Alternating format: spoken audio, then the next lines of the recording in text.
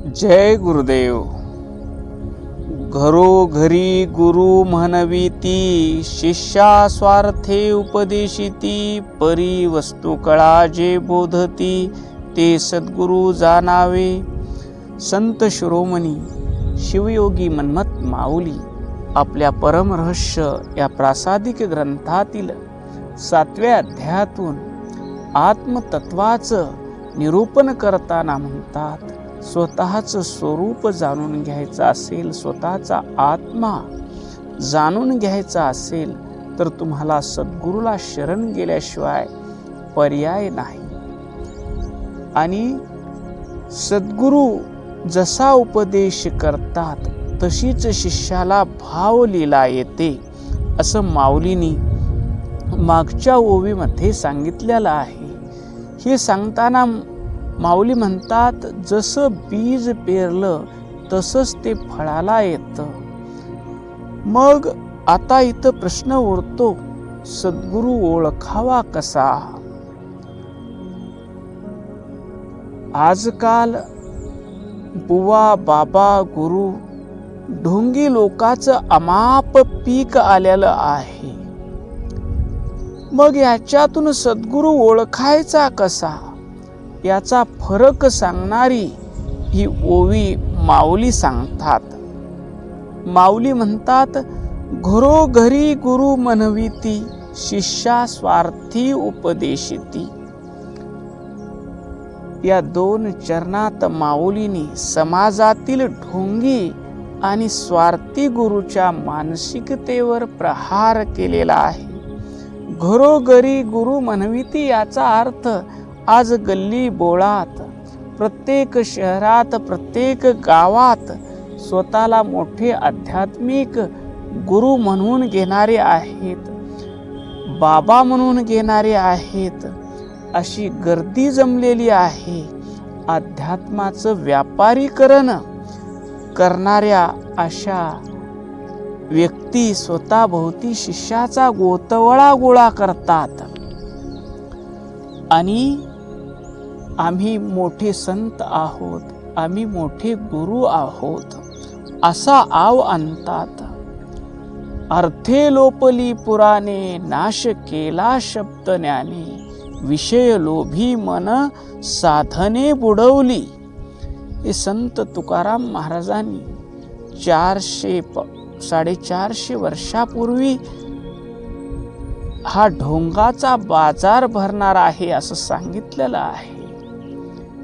अर्थे लोपली पुराणे, अर्थावर पैसे घेऊन पुराणं सांगितली जातील. अर्थे लोपली पुराणे,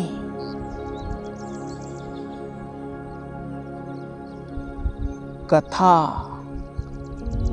भगवंताच्या कथा पैसे घेऊन सांगितलेले जातील. विषय लोभी मन आणि विषय लोभानं त्या कथा सांगितल्या जातील. ते केवळ शाब्दिक ज्ञान असेल, ते अध्यात्म असणार नाही.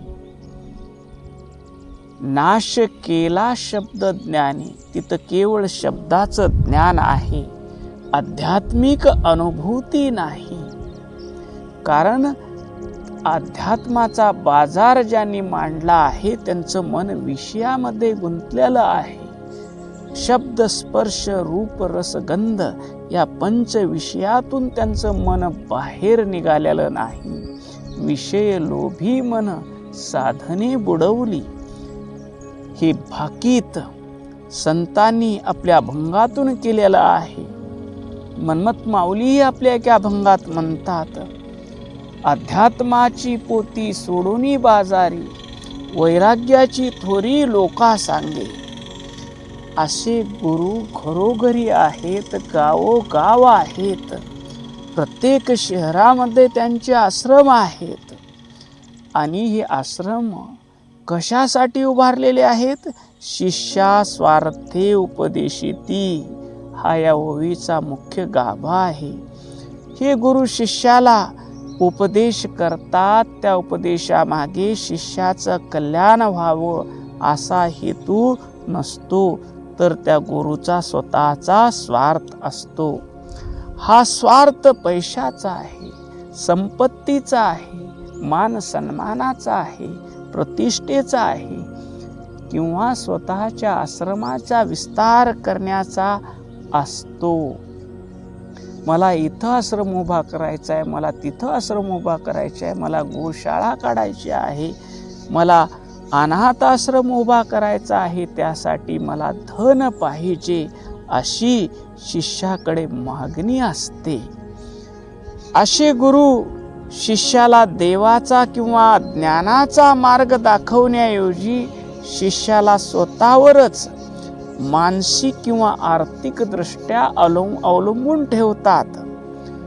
ते शिष्याला म्हणतात की तुम्ही आश्रमाची महिन्याला वारी केली पाहिजे, आश्रमात तुम्ही इतकं दान दिलं पाहिजे, तर तुम्हाला तुमच्या घरी शांती सुख नांदेल.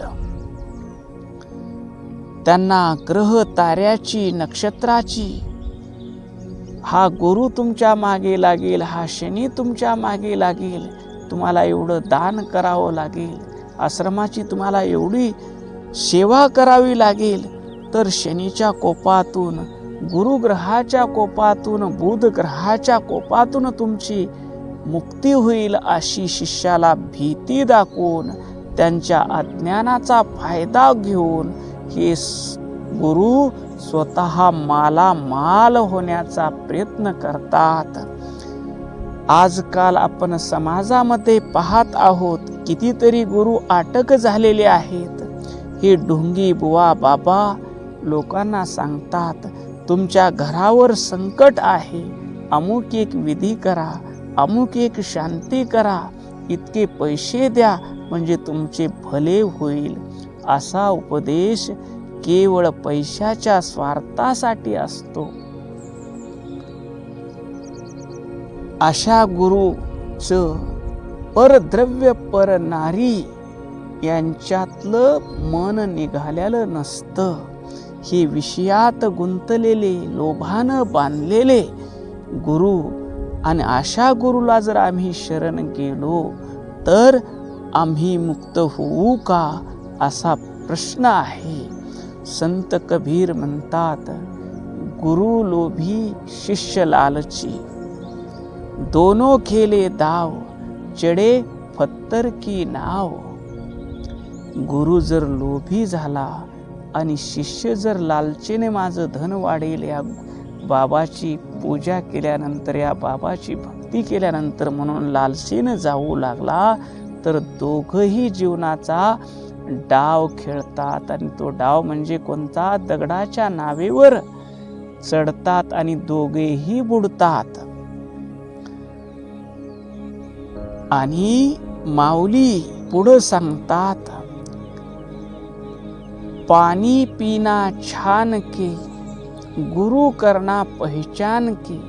परमपूज्य राष्ट्रसंत सद्गुरू डॉक्टर शिवलिंग शिवाचार्य अप्पा नेहमी आपल्या प्रवचनातून म्हणायचे, पानी पीना छान के, गुरु करना पहचान के.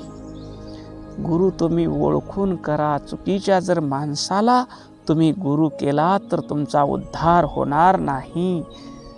तुम्ही तुमची इच्छा आणि भीती निघून जाणार नाही, आणि इच्छा आणि भीती जर नाही निघून गेली तर तुमचा जन्म मृत्यूचा फेरा चुकणार नाही. मन्मथ माऊली खऱ्या सद्गुरूचं वर्णन या ओवीतून करतात. परी वस्तू कळा जे बोधिती, ते सद्गुरू जाणावे. या चरणामध्ये खऱ्या सद्गुरूची अचूक व्याख्या आणि ओळख माऊली सांगतात. वस्तू कळा हा शब्द अतिशय गूढ आणि महत्त्वाचा आहे. संताच्या परिभाषेत वस्तू म्हणजे परब्रह्म, आत्मतत्व, जे सद्गुरू शिष्याला बाह्य कर्मकांडात अडकवून न ठेवता, हे यज्ञ करा, हे होम करा, ही शांती करा, तुम्हाला सुख लागेल, शांती लागेल, इतकं दान करा, असं न करता शिष्याला कुठल्याही बाह्य कर्मकांडात स्वार्थापोटी न अडकवून ठेवता त्याच्या अंतःकरणात असलेल्या मूळ आत्मतत्वाची म्हणजे ईश्वरी प्रकाशाची अनुभूती करून देतात. ते शिष्याला सांगतात, तू ज्या देवाला बाहेर शोधत आहेस, काशी रामेश्वर केदारनाथ बद्रीनाथला जाऊन ज्या ईश्वराला शोधत आहेस, तो देव बाहेर नाही, तो तुझ्या आत आहे आणि तू स्वतः परब्रह्म स्वरूप आहेस. हा बोध देणारे सद्गुरू असतात आणि खऱ्या सद्गुरूला शिष्याकडून धन दौलत किंवा मान सन्मानाची कोणतीही अपेक्षा नसते. त्यांचा एकच हेतू असतो, शिष्याला संसाराच्या मोहमायेच्या बंधनातून मुक्त करणं आणि त्याला आत्मज्ञान देणं. असे निस्वार्थी, वासनाहीन आणि शिष्याला थेट परब्रह्म स्वरूप करणारे सद्गुरू असतात. माऊली या ओवीतून आम्हाला सावध करतात की जसा गुरु असेल तसाच शिष्य घडेल. जर तुम्ही स्वार्थी गुरुचं शिष्यत्व पत्करलं तर तुम्हीही लोभी व्हाल, स्वार्थी व्हाल आणि वासनेच्या आहारी जाऊन पुन्हा जन्माल आणि पुन्हा मराल. तर तुम्ही जर खऱ्या सद्गुरूला शरण गेलात तर तुम्हाला सद्गुरू परब्रह्म स्वरूप करतील आणि तुमचं जीवन आनंदमय करतील. ओम शांती शांती शांती.